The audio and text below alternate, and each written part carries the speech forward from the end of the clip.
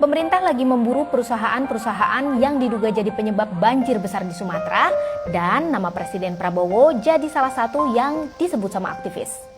Menurut Jatam, banjir besar yang melumpuhkan Aceh terjadi di wilayah yang salah satu konsesi hutannya dimiliki langsung oleh Prabowo Subianto melalui PT Tusam Hutani Lestari, perusahaan hutan tanaman industri yang menguasai sekitar 97.000 hektar di 4 kabupaten Aceh yang kalau digabung luasnya hampir sama kayak luas Jakarta dan Kota Bekasi.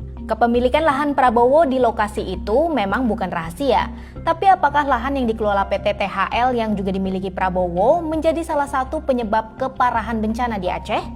Itu yang harus ditelusuri lebih dulu.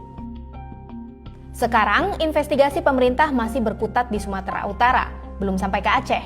Pertanggal 8 Desember, Kementerian Lingkungan Hidup menghentikan sementara operasional 4 perusahaan dan Kementerian Kehutanan menyegel 4 subjek hukum di beberapa kawasan daerah aliran sungai di wilayah Tapanuli Utara, Tapanuli Tengah, dan Tapanuli Selatan. Akankah perusahaan Prabowo mendapatkan perlakuan yang sama? Bisa iya, bisa enggak, tergantung hasil evaluasi pihak berwenang. Tapi Koordinator Nasional Jatam, Melki Nahar, meyakini Prabowo tidak akan leluasa untuk melakukan penegakan hukum karena dia sendiri terlibat dalam konflik kepentingan.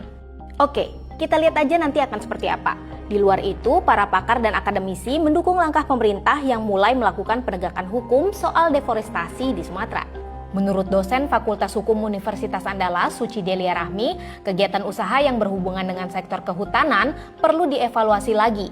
Karena menurut dia, apa yang terjadi saat ini, setidaknya di Sumatera Barat, merupakan eskalasi dari banyaknya aktivitas yang dilakukan di kawasan hutan dan kawasan hulu.